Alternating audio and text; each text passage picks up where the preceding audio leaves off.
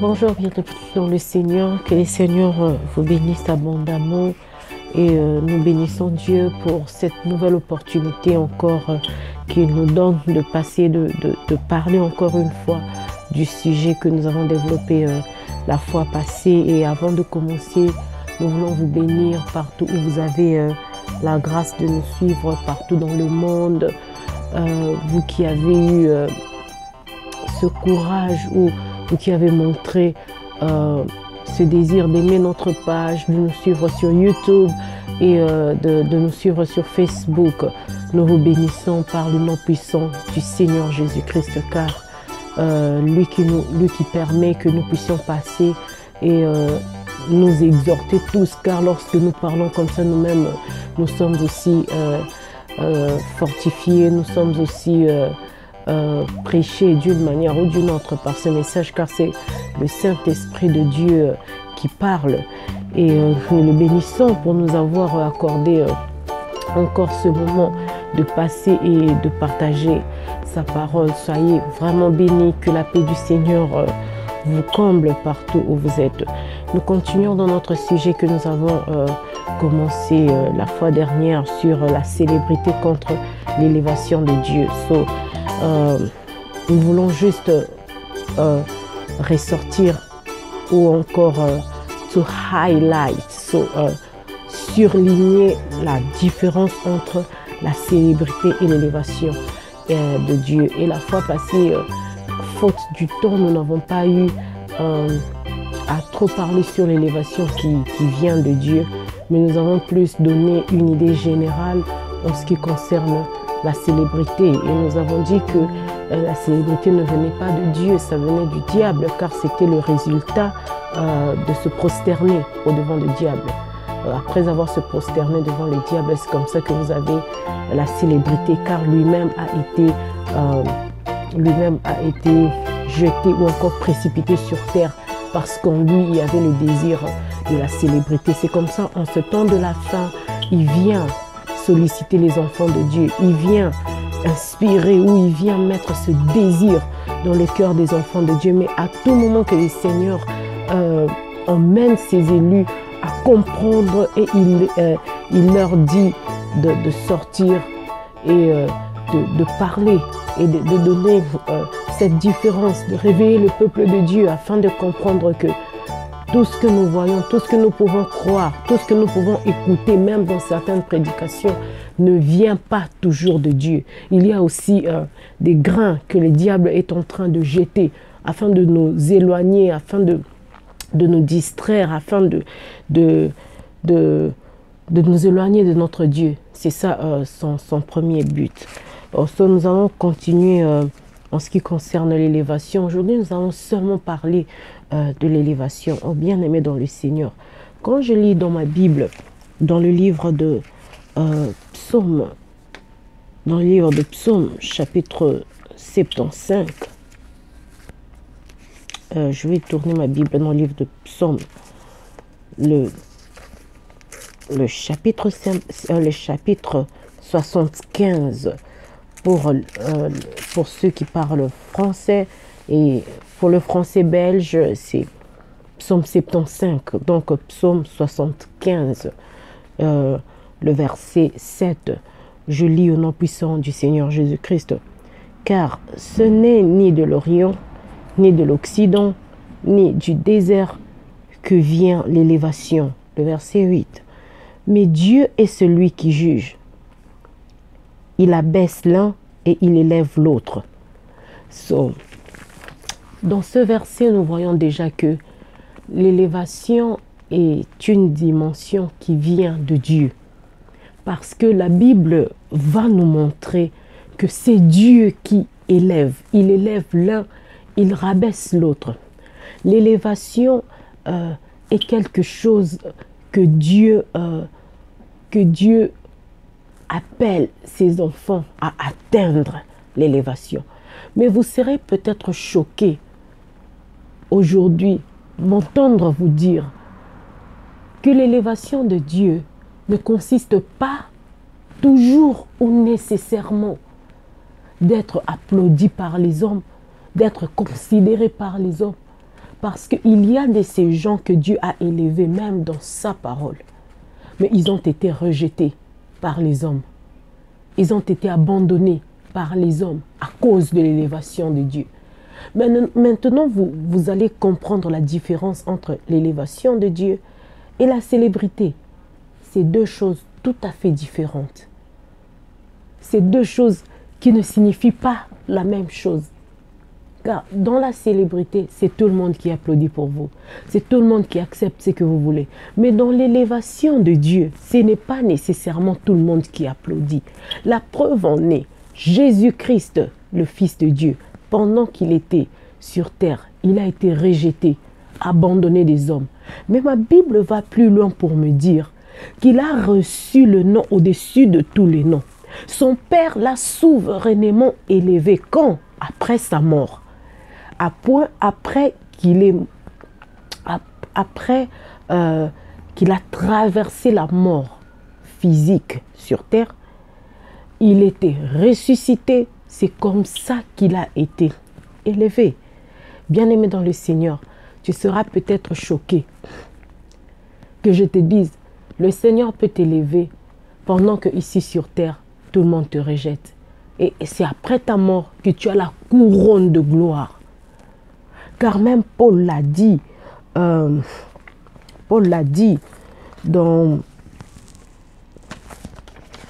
l'a spécifié.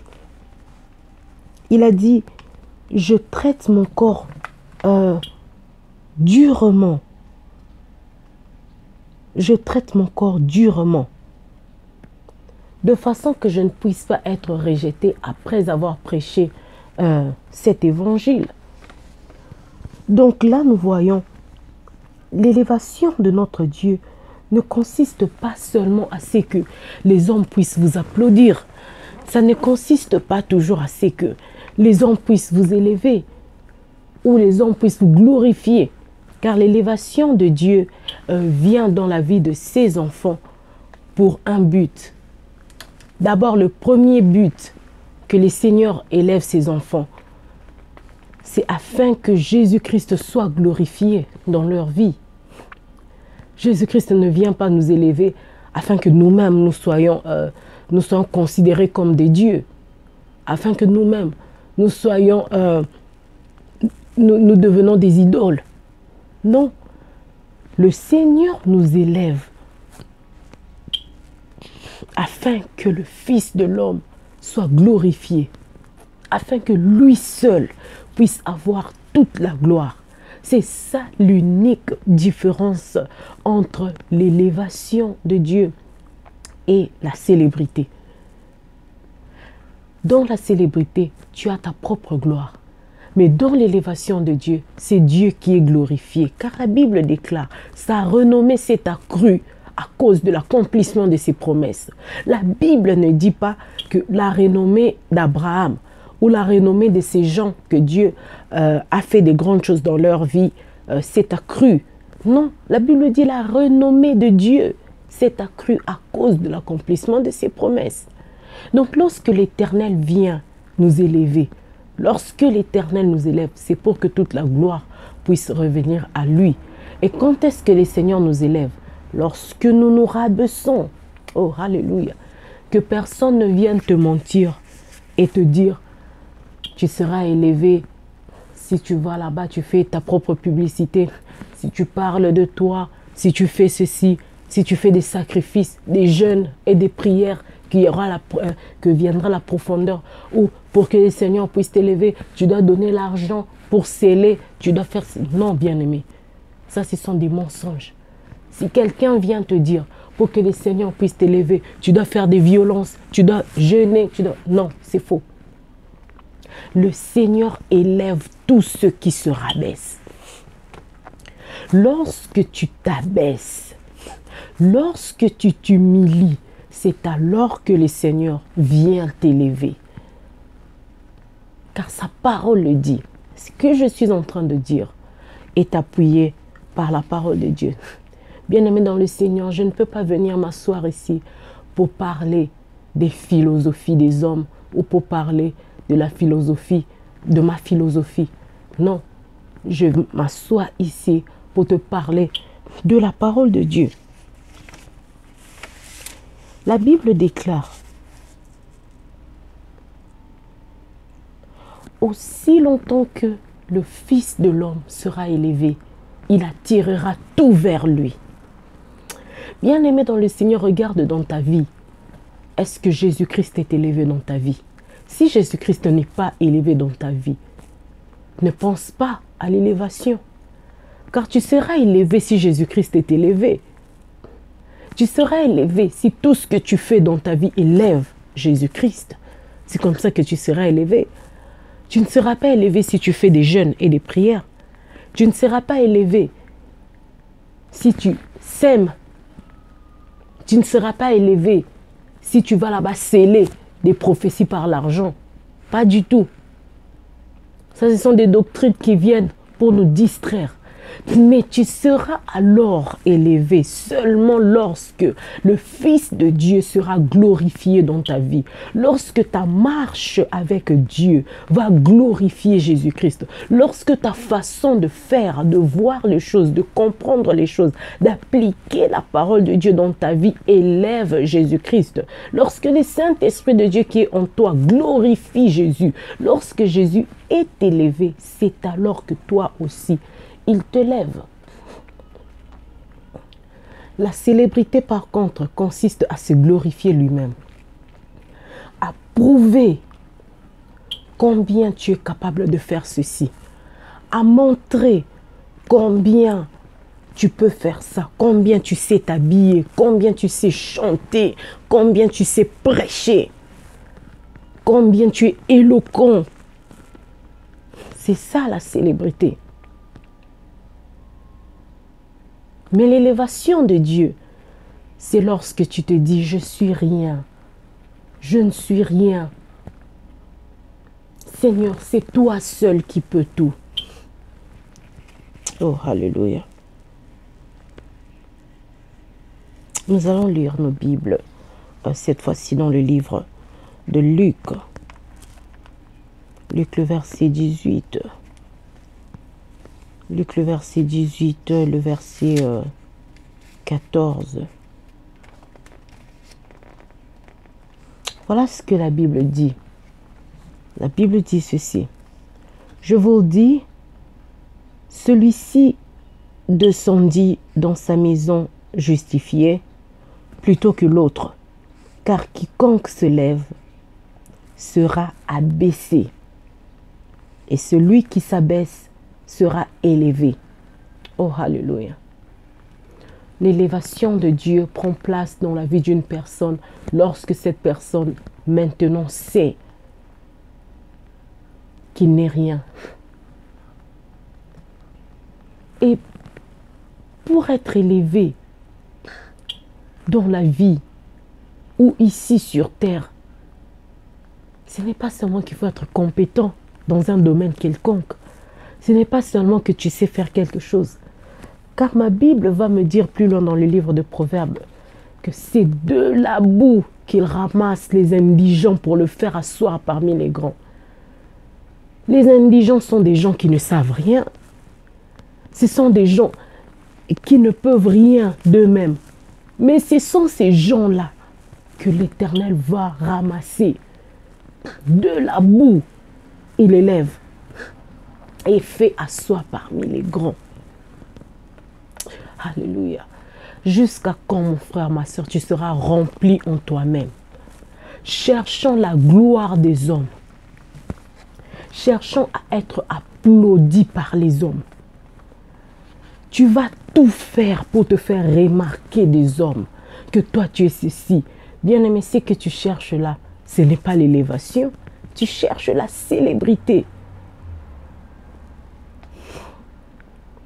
Et je te dis, sois choqué de savoir aujourd'hui que le Seigneur n'est pas là. Et plus tu vas chercher à plaire aux hommes, plus tu ne seras pas élevé. Tu ne seras pas élevé. Et tu ne pourras même pas voir la main de l'Éternel dans ta vie. Tu ne pourras pas voir la main de l'Éternel dans ta vie. Parce que le Seigneur ne marche pas avec ceux qui cherchent à plaire aux hommes, avec ceux qui cherchent à plaire au monde, mais il marche avec ceux qui cherchent à lui plaire. Il marche avec ceux qui s'abaissent. Oh, comme Moïse a élevé dans le désert le serpent d'airain, c'est comme ça que les fils de l'homme doivent être élevés dans nos vies. C'est comme ça que Jésus-Christ doit être élevé. C'est lorsqu'il est élevé qu'il attire tout vers lui. Oh, alléluia.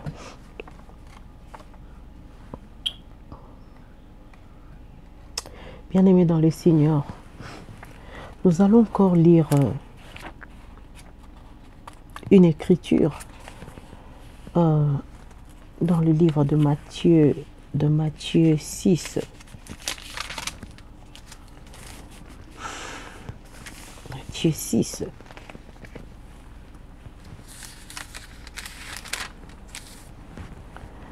Je commence à partir du verset 1. Ici, nous commençons à partir du verset 1. La Bible dit ceci. Garde-vous de pratiquer votre justice devant les hommes pour en être vu. La Bible précise. Gardez-vous de pratiquer votre justice devant les hommes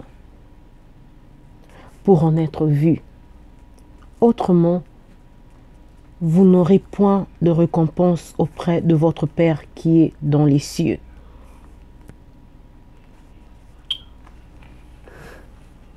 Nous comprenons maintenant ici que lorsque nous chercherons toujours à plaire aux hommes, lorsque nous chercherons toujours à nous faire remarquer, nous n'aurons rien de la part de Dieu. Nous n'aurons rien de la part du Seigneur.